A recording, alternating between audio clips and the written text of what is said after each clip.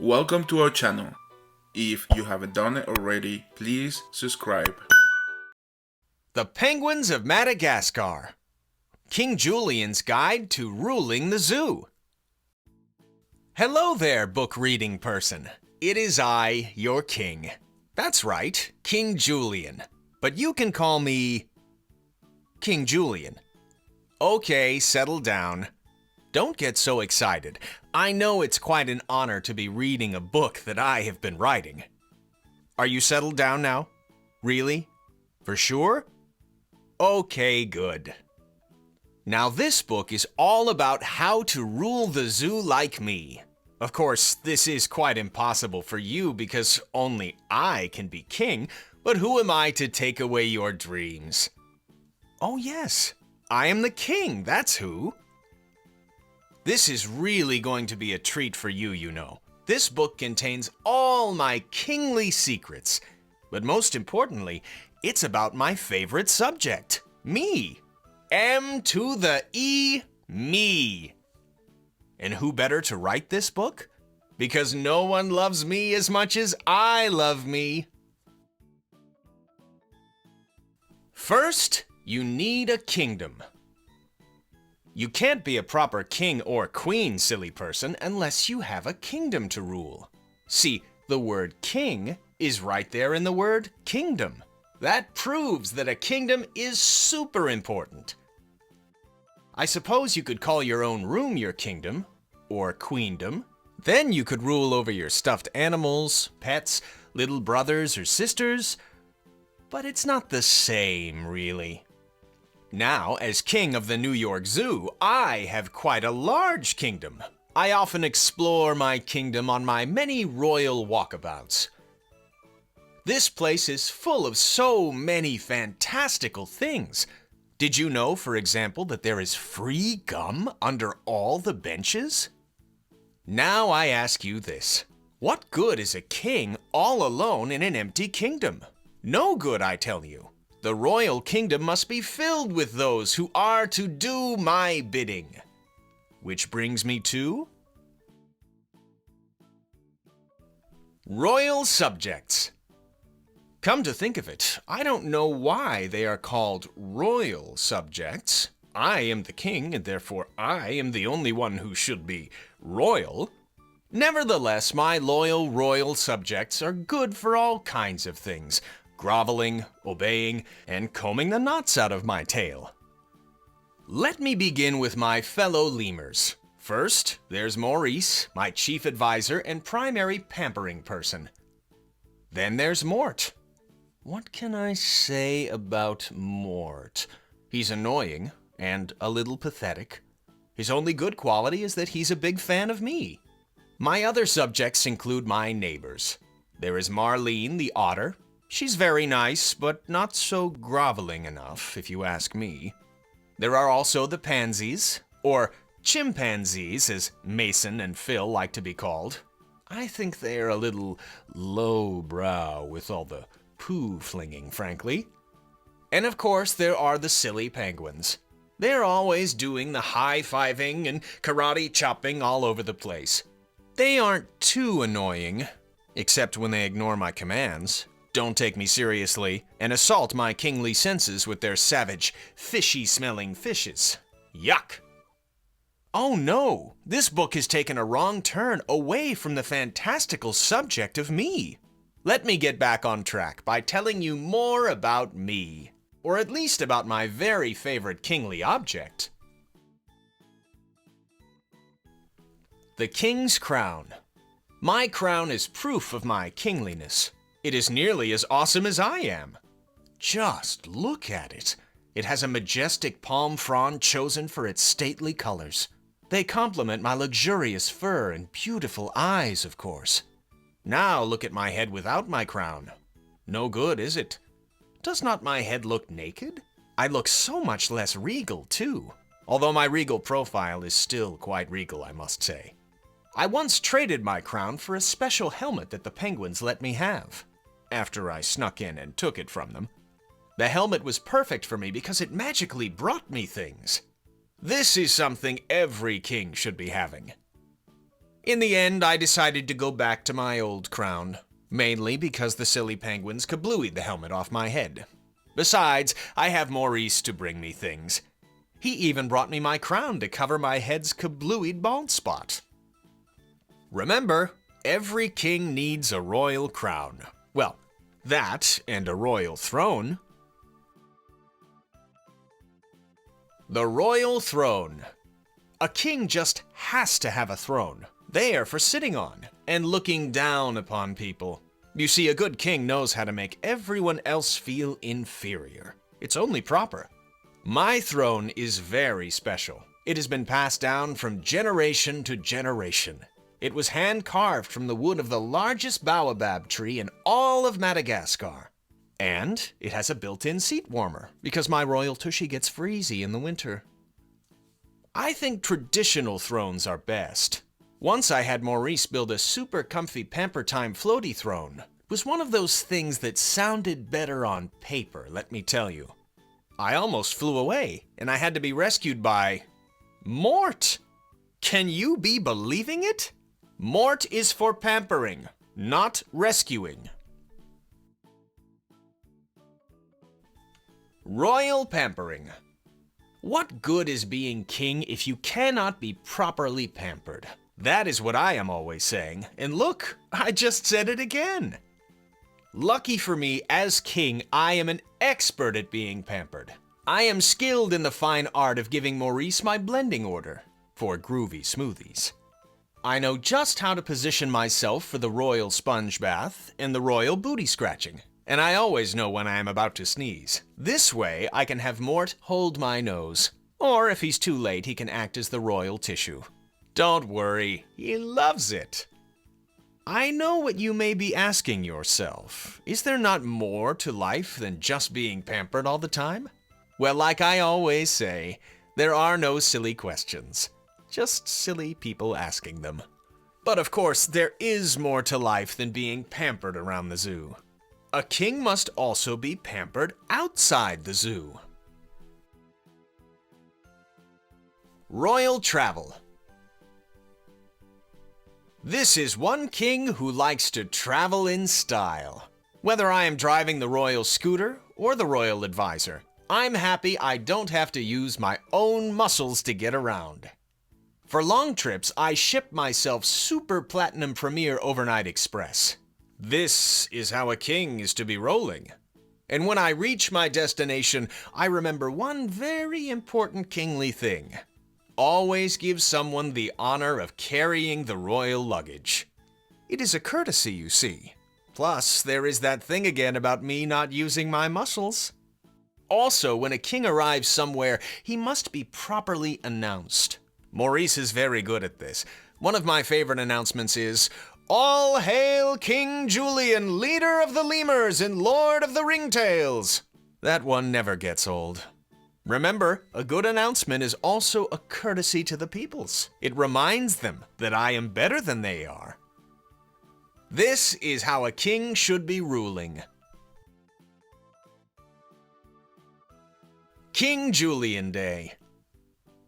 Nothing shows how important a king is than when that king, which again is me, has his very own holiday. King Julien Day is the most bestest day of the year. It is a day where everybody loads the gifts upon me and pretty much does whatever I say. It's 8 kinds of fun. Then, at the end of the day, all my subjects throw a party just for me. A miesta, if you will. I especially like the part where everyone bakes me a special cake. Because what is a party without a cake? Well, it's still a party, I suppose, but it feels as if something is missing. Something cakey. Don't forget the sharing of the sweets from the piñata's hiney. After all, I am a generous king. Happy Me Day! An heir to the throne. Okay, it is true that I have lots of hairs all over my body, but that is not what I am talking about here. I am talking about an heir. You know, someone to be the king later, after me, but not as good, obviously.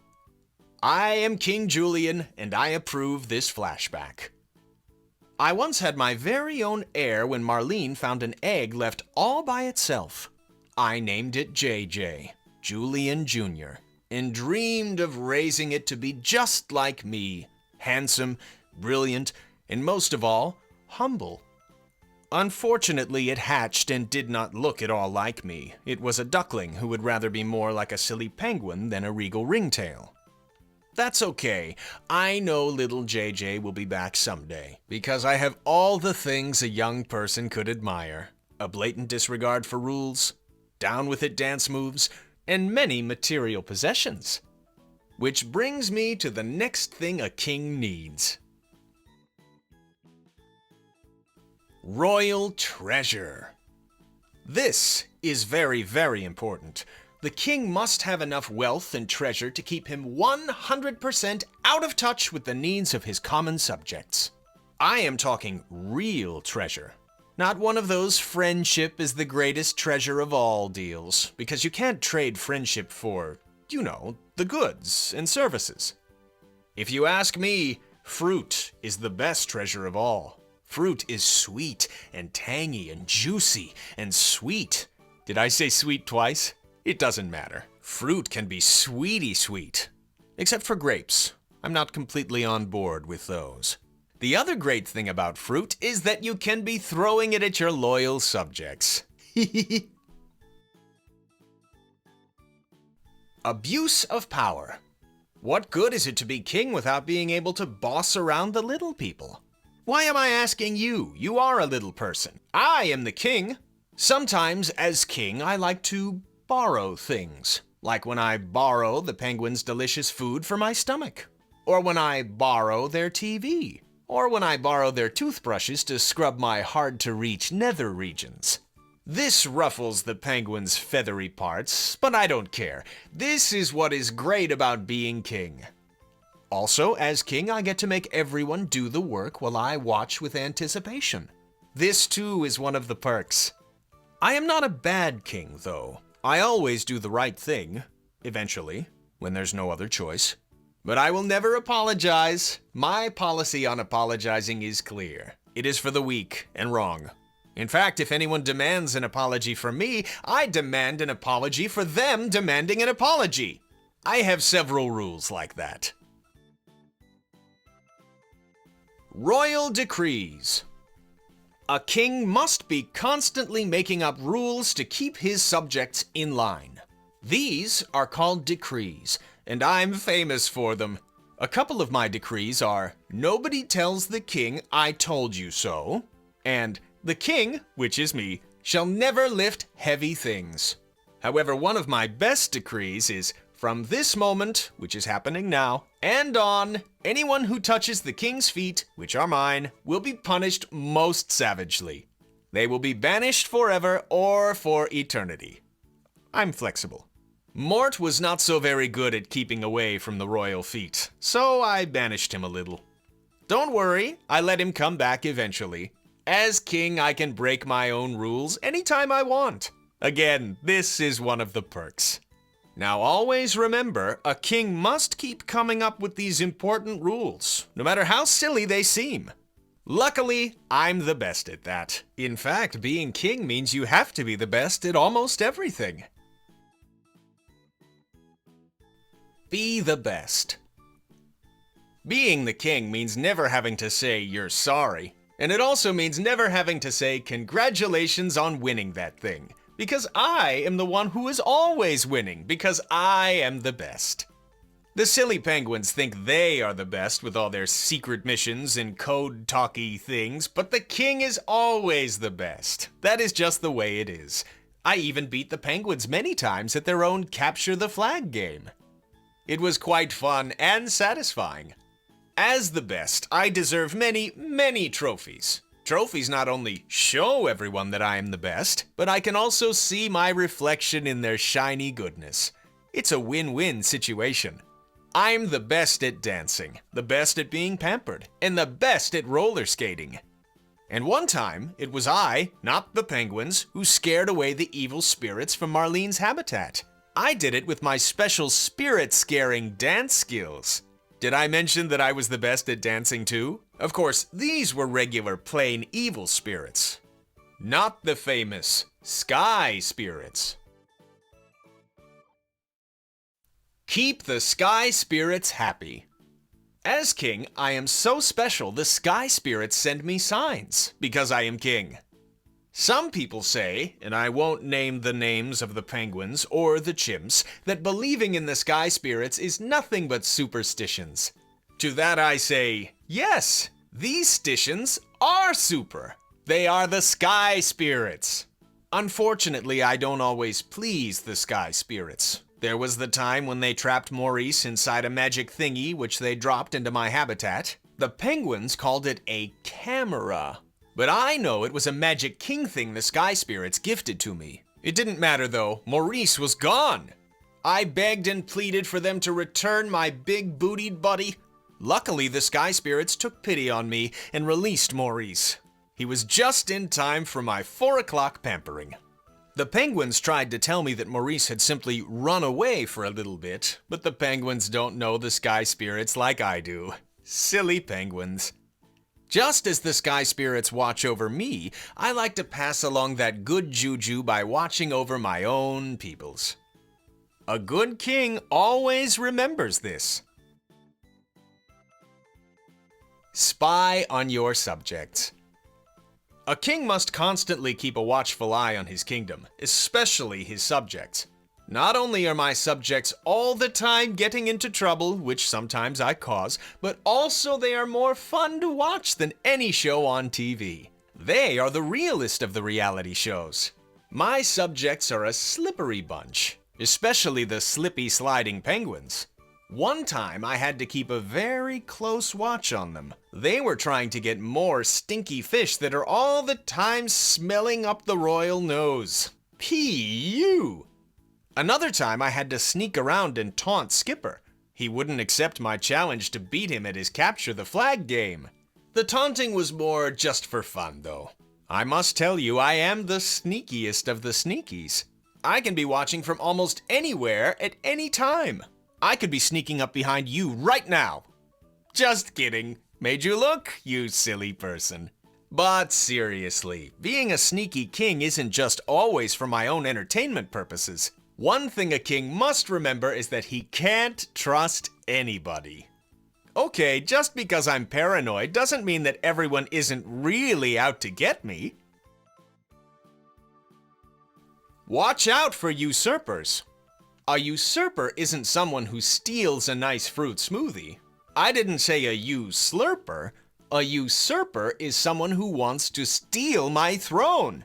This happens when they are wanting to be king. Everyone is jealous of the king, you see. Perhaps it is my rugged good looks, or maybe it is my boogie-rific dance moves. Whatever it is, I have to be very careful of being king-napped at any moment, or at least somewhat inconvenienced. I never know from where the attack will come. It could be from the silly penguins, the red-bootied baboons, or even Alice, the strange shorty-pants lady who thinks she runs the zoo. She doesn't know who is really in charge, let me tell you. Or if she does, she has a funny way of showing it. Okay, I get it. Everybody just wants to be me. Or at least be close to me. Lucky for them, there is enough of me to go around. Kingly souvenirs. As king, I have become somewhat of a celebrity. Who am I kidding? I'm a lot one of a celebrity. And everyone knows that the most important part of being a celebrity is having plenty of me-shaped products. This is also something very nice to do for the peoples you see. This way they can buy a product and then bask in my kingliness wherever they go. Take this me-shaped drink cup. It's awesome, just like me. You can even sip a refreshing beverage from its head. Not even my real head does that. Just don't slurp too hard, or you will end up with a flat, squishy thing that doesn't look at all like me. And nobody wants that. It should be said, which is why I am saying it, that a king should inspect every piece of kingly product. Take my King Julien doll. The peoples who made it got the crown all wrong, and my noble nose was looking way too big. There was no quality controlling, I tell you. On the other hand, the Mort doll came out just perfectly. A little too perfectly, if you are asking me. Which brings me to the other rule about merchandising. Always stink up the competition in the skunk pen. Problem solved. Be a problem solver. One of my royal duties, and no, I don't mean that kind of duty, is to step in and solve my subjects' petty disputes.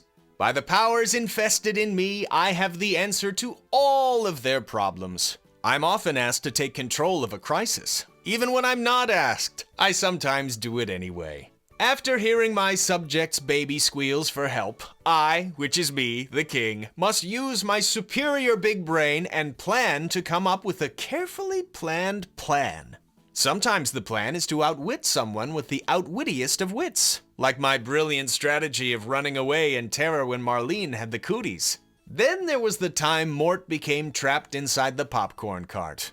I used my royal brain to make the wisest of decisions. I made everyone work together to free the delicious poppity corn. After all, why should Mort keep it all to himself? Ugh, all of this kingly thinking makes me very tired. Royal resting. You will find out when you are king, which you won't be because only I am king, that after all of your kingly duties, again, not that kind of duty, you will need plenty of resting time. I find that I need a good 8 hours of sleep at night, so I can be at the peak of bossiness during the day. And don't forget the royal naps. I know that I never do. There is my morning post-pampering nap, my pre-lunch nap, my post-lunch nap, my 4 o'clock combination high tea and siesta, and then there's my early evening pre-sleep nap. This is so I can be quite rested for the royal sleep. Between the napping and the pampering and the ordering of peoples around, a king's day is quite full. I still like to squeeze in a little me time. Have some royal hobbies. A king cannot live on sleep, feasting, and pampering alone. Well, actually I do, but I also make time for my many hobbies. You have to prioritize. There are many things that will help break up the monotony of ordering everyone around all the time. I like to dance for the silly humans, so they can throw the delicious poppity corn at us. Sometimes I bounce in my bounce house until my tummy tingles. I even roller skate around the zoo. And I like to hit some golf balls into the penguin habitat. They are the perfect distance away to help me work on my game, you know. And don't forget a little light meditation. I find that this helps me unwind from one of my many royal adventures. Leading adventures. The penguins are all the time going on adventures. Skipper likes to say he leads these so-called missions, but I think I should be leading, don't you? After all, who is better in the leadership department than a king? Unless, of course, that leader happens to be up against a giant mutant rat, then I think Skipper should definitely be in charge. On one adventure, I was king-napped by the silly penguin's even sillier arch-enemy, the evil Dr. Blowhole. He is one crazy dolphin, yet his skin is surprisingly pleasant to the touch. But don't worry, I talked him into letting me go. Then we joined forces to defeat the penguins. That dastardly dolphin didn't know that I was really a double agent. I was a good guy spy. I saved the penguins, and Dr. Blowhole ran away like a little scaredy baby. This was one of my better triumphs, really. My only regret is that I didn't have a cool spy car that shot things out of the headlights. No one would expect that. The excitement of the adventures always gives me the tinglies.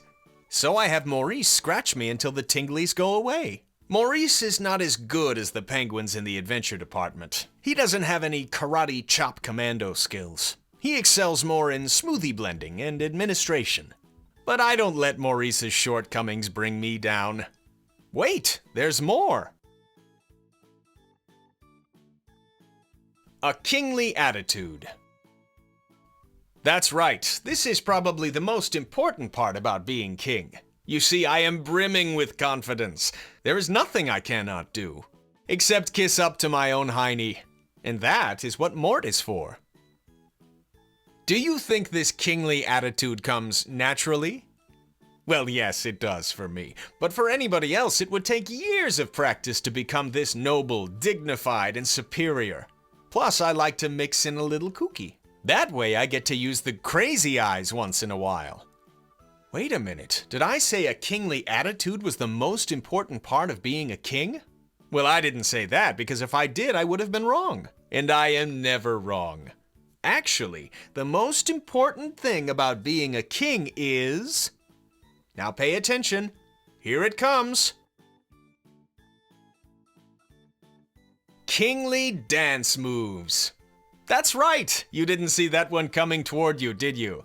This is one king who knows how to get down and boogie. I'm boogie-rific. I am bringing it to the street and keeping it realistic. You should see what this kingly booty can do. I can do the mambo, the moonwalk, the Egyptian, the electric noodle, the robot. I am the limbo king. I am even the crazy conga king. Maurice turns on our boomy box and we dance all night long. We lemurs go all night because the baboons once shook their shiny red bottoms 18 hours straight, and I will not be out-partied. If you want to be king, you must really learn to shake your booty. Just take the music inside of you, swish it around, and spit it out through your tail. Remember, a still booty is a sad booty. So, there you are having it. That is everything you need to know on how to be king and the ruling of the zoo. Why did I tell you all of these secrets? Because you can never be king, silly book-reading person.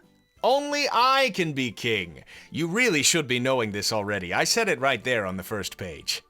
However, if you are truly more interested in my kingliness, come to the zoo and apply for one of my intern groveling positions. It will take many years of training, but if you work hard and pay attention to all of my decrees, then maybe you can someday scratch the royal hiney. It is quite an honor, really. Sincerely, yours truly, King Julien. Thank you for watching our videos. If you haven't done it already, please subscribe. Here are some videos we thought you might like.